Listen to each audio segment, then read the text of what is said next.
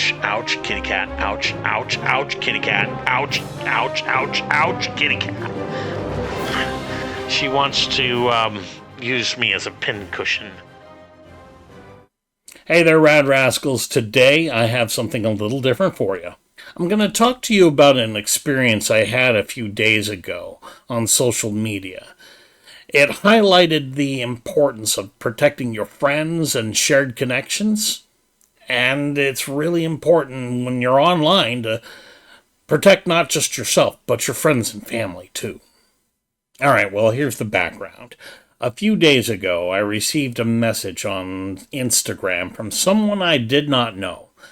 Their name was Sophia Stallone, and they offered me $3,000. And, naturally, my first thought is, wow, you don't see that kind of behavior out of Major Appliance. No, my first thought here was, it's not every day that someone have offering me money. So what's the catch? I was making a face. Let's dive into this conversation and we'll understand what happened. Sophia Stallone's profile the night that I got the conversation. And so I took a screenshot and I thought, well, there's some red flags here. Only 2 posts. When I dig deeper, we'll see other details, but let's move on. This is the conversation. Now, there's a little bit of a spoiler here because the profile picture did change in the interim, but let me walk you through. Sophia, at the time, again, we do have a spoiler here, but just pay no attention to that. He says, if I can send you $3,000 to your account, what will you use it for? Be honest. Now, of course, the emphasis is mine, but I'm certain that that is what they want you to be reading into that. I, of course, then reply to them, back and current rent. Because that's, it's an important thing, you want to do that, and so I'm suspicious. They ask, do you have Cash App? Now, Cash App is, of course, a thing. I said I do, and they said send me your Cash App name, and they'll process the payment. Now, here's where, I really want them. I'm out there, trying to build a YouTube channel. I'm looking for Patreons, so I can't just turn this down and just. I gotta see if this is real. I don't think it is, but I'm gonna try and look at it. And so I asked them. I said, hey, this is pretty fair. And I said, hey, do you mind telling me why such a generous offer? It's not every day that I have anyone offering me money, and I certainly hope that you've seen something that I've done and you think that you want to invest in me to do more. Again, I don't want to give away details that I'm on YouTube if this person didn't get me from there. I'm hoping they'll say, hey, you're a friend of a friend. I've seen you on YouTube. I love your show. That would have told me, hey, this is somebody that I need to get a voice conversation with and whatnot. But that's not the answer. They, of course, said in response, you said you want to use it for back and current rent. That a reason you get it to you, that's why I'm helping you do that. And if you're thinking which money it is it. Again, I see your confusion because it mirrors mine, because that doesn't make a whole lot of sense. And so I, of course, accepted. I shared my payment details with them. And then they had an explanation for what that was that also didn't make sense. That explanation was, of course, you can read it there, those are the money that are stored in the system from old transactions that have been dormant in the system for up to 5 years. Money that has been uncollected or refund. What we do is use those outstanding money for further our market sector. Are all transactions are done by Zelle or Cash App, just in case you were wondering. So this is perfectly legit and safe. Of course it is. When they tell you that it's perfectly legit and safe, good, let me process your payment. Hold on. Wait a minute. Your payment has been processed and it is pending on waiting for you to complete your payment. Well, what? Does anybody ever need a payment to give you money? Not in my world. I've never had that happen. So this is all red flags, red flags, red flags, red flags, red flags, red flags. They go on to say you're to lay a verification fee of $30 so the money would be available to you in your Cash App balance. Let me know once you're ready to remit the $30. After you do so, the money will be instantly available without stress. That's very nice. I, of course, then went to go and investigate, and they, after a few minutes, had texted this. That's where the conversation ended, because I, of course, wasn't going to bite any further on that. Now, here's where the things are sketchy. They claim that the money they wanted to use was from old dormant transactions, and they wanted to use it for marketing purposes? I'm making a face. It's not a pretty one, is it? What's the catch? This is my what's the catch face. There were several things in that conversation that were red flags and made me suspicious. Generosity. It's a warning flag.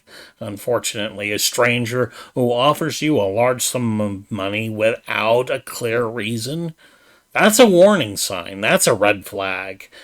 Scammers often use this tactic to gain your trust, to spark your excitement, to get you to let your guard down. Urgency. Sophie Stallone was in a hurry. Their replies were coming to me once they knew I had, been nibbling at their conversation. They were right on, replying to me right after every time I provided a reply. They weren't letting it hang there for 2-3 minutes before replying or anything like that. They were right on top of the conversation. Unconventional payment methods. They insisted on using Cash App, which can be a favorite amongst scammers because it is less traceable. Real transactions, especially ones of $3,000, are going to be done through some sort of more established financial institution. Inconsistent details. The story using dormant funds for marketing purposes, that doesn't add up. Scammers often provide vague and conflicting information. Profile anomalies. Sophie Stallone had a brand new Instagram account, and it had limited online presence. Scammers often use fake accounts or stolen ones to appear credible. That last reply that I got from Sophie Stallone, that kind of confirmed for me that what they were looking to do was to rope me in on the sunk cost fallacy.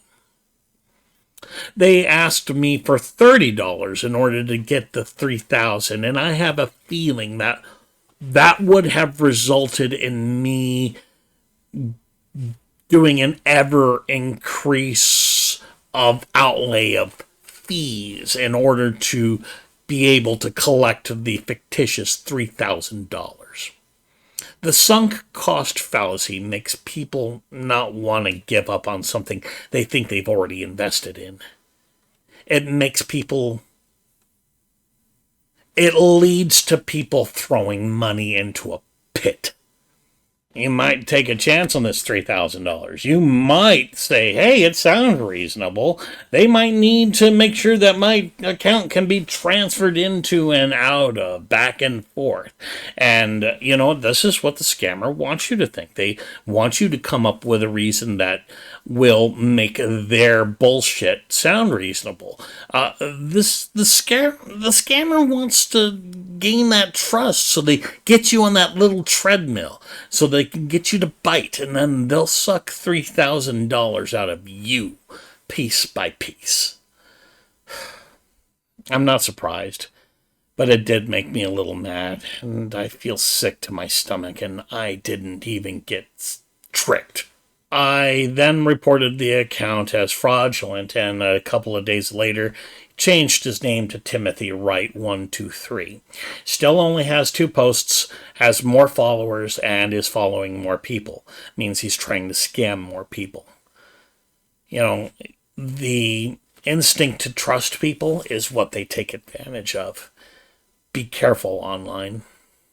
Unfortunately, the instinct that you cannot trust is trust in this stranger who very likely did steal someone else's photo to pass themselves off as someone who they weren't. This here is what it looks like when Instagram gives you a message when you have reported somebody as suspicious. It doesn't tell you a whole lot because obviously, scammers can do the same thing to real people and then try to take their place. Remember that when you do this, then you will want to go and block these people in order to make sure that they don't continue to be on your friends list. Now let's discuss an important aspect, the exploitation of shared connections. This is the idea that I think I want you all most to be thinking about. In my case, Sophia Stallone had a connection to my friend Frank, and it made me a little bit more receptive to their approach. If they had been connected to multiple friends of mine, that could... Think of it this way. If you saw someone who was a stranger who was friends with, say, 4 of your other friends, then that would make you more likely to befriend number 5.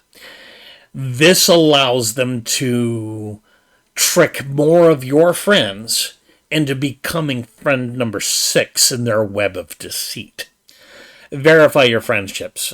Periodically review your friends list. Make sure that each of your connections is a real friend or acquaintance. Don't just accept every friend request that comes your way blindly. Educate your friends and family. This is what I'm doing right now. Talk to your friends and family about the importance of verifying connections. Encourage them to do the same, and just be cautious about accepting friend requests from strangers. Adjust your privacy settings to limit what strangers can see on your profile. If they can see a picture, they can copy it and use it to try to trick your friends. So if you limit what they can see, this reduces the amount of information that they can use to scam your actual friends.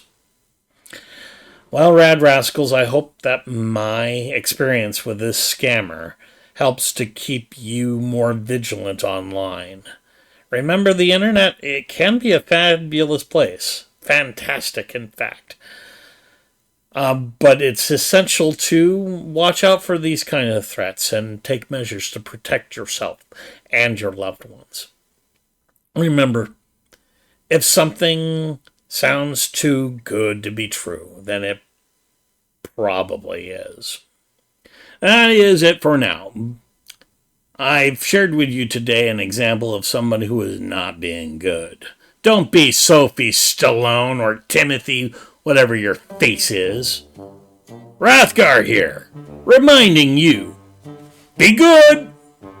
But if you can't be good, don't be caught. Unless you're this scammer. See you next time, my friends.